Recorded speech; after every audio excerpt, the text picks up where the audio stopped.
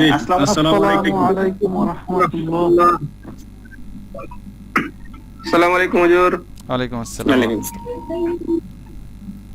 আজকে আমরা আলহামদুলিল্লাহ এশো আরবি শিখির দ্বিতীয় পাঠ।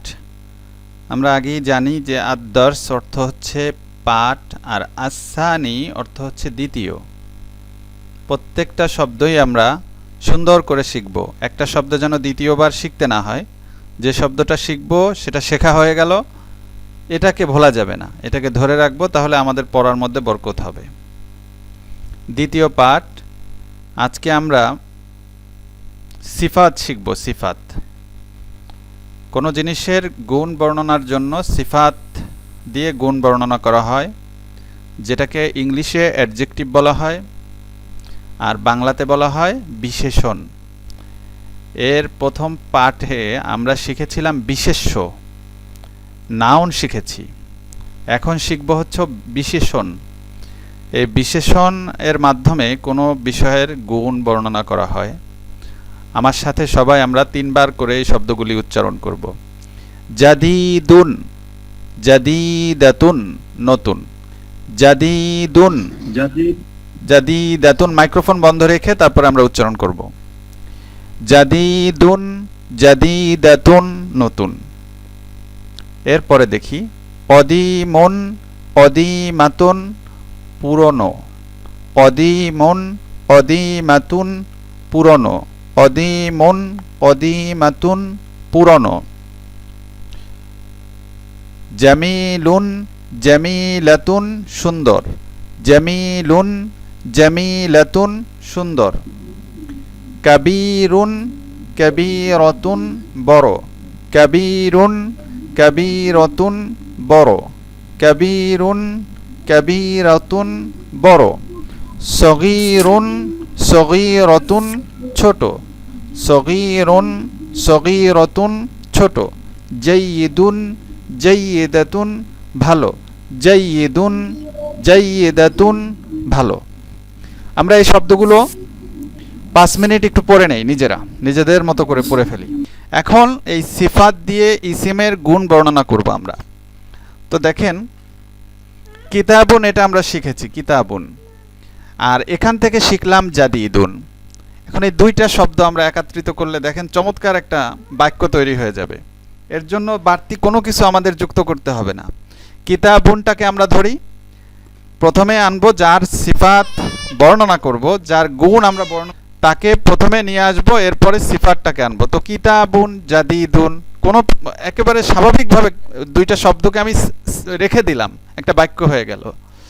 একটি নতুন বই, সমন্বয় রাখতে হবে। মৌসুফ, কিতাব শব্দটাকে মৌসুফ বলা হবে তারকিবে, আর জাদিদুন শব্দটাকে সিফাত বলা হবে। তো মৌসুফ যদি মুজাক্কার হয়, সিফাত মুজাক্কার হবে। ঠিক তেমনি ভাবে কুররাসাতুন, একটি খাতা, এটা মুআন্নাস হওয়ার কারণে জাদিদাতুন, তার সিফাতটাও মুআন্নাস হবে। এই ব্যবহারটা আমাদের মাথায় রাখতে হবে। তো আজকের এই ক্লাসে আমাদের নতুন যে শিক্ষণীয় একটি বিষয়, সেটি হলো আমরা মৌসুফ সিফাতের ব্যবহার দেখব। এটা একটা গুরুত্বপূর্ণ শিক্ষা, এটা আমরা মাথায় রাখব। যদি প্রয়োজন হয় আমরা নোট করে রাখতে পারি। হ্যাঁ, মৌসুফ হলো যার সিফাত বর্ণনা করা হয়। হ্যাঁ, এসএম, এটা এসএম, এটা নাউন। আর জাদিদুন, এটা হলো সিফাত, এটা হলো অ্যাডজেক্টিভ। হ্যাঁ, তো কিতাবুন জাদিদুন, একটি নতুন। কুররাসাতুন, একটি খাতা। জাদিদাতুন, নতুন। তাহলে কুররাসাতুন জাদিদাতুন এর অর্থ হচ্ছে নতুন খাতা। এখন দেখেন, আমাদের কিছু প্র্যাকটিস এখানে দিবে।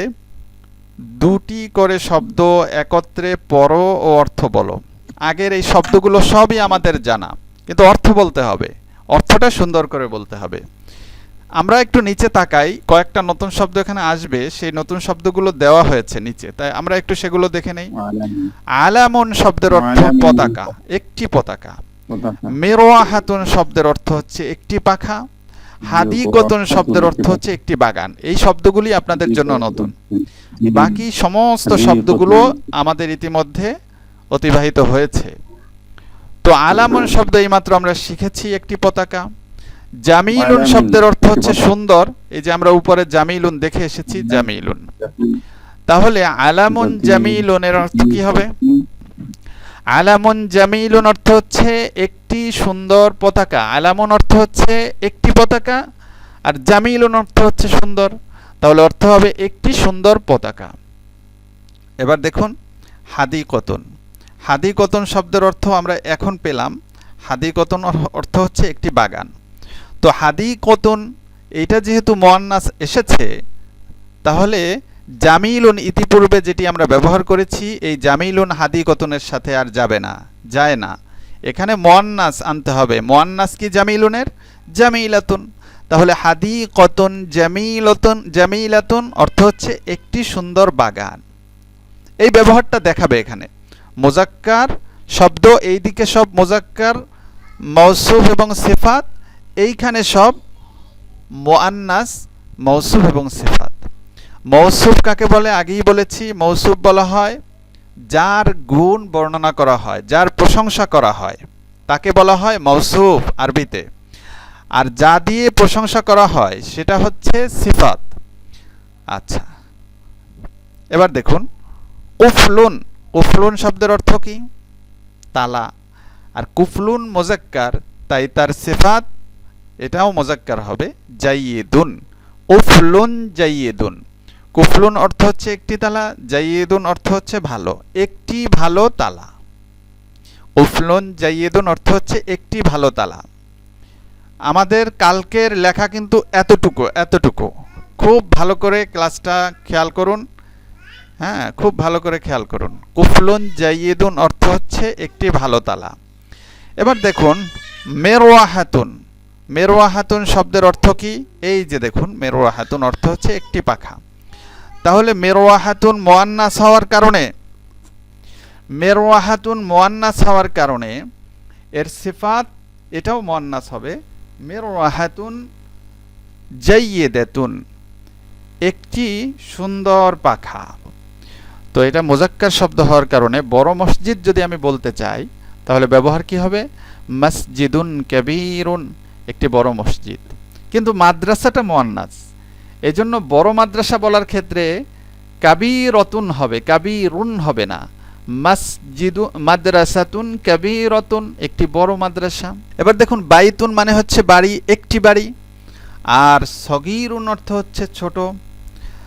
বাইতুন যেহেতু মুজাক্কার, সুতরাং সিফাত মুজাক্কার হবে। বাইতুন সগীরুন, একটি ছোট বাড়ি।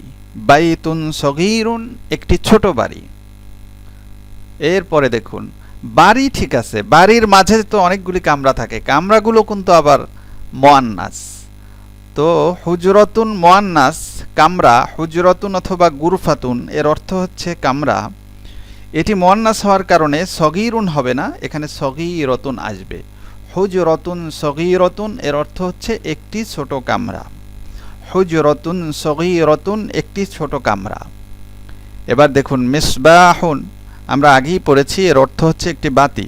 মিসবাহুন কদীমুন, মিসবাহুন কদীমুন। মিসবাহুন অর্থ হচ্ছে একটি বাতি, আর মিসবাহুন কদীমুন অর্থ হচ্ছে একটি পুরাতন বাতি। সাআতুন এর অর্থ হচ্ছে একটি ঘড়ি।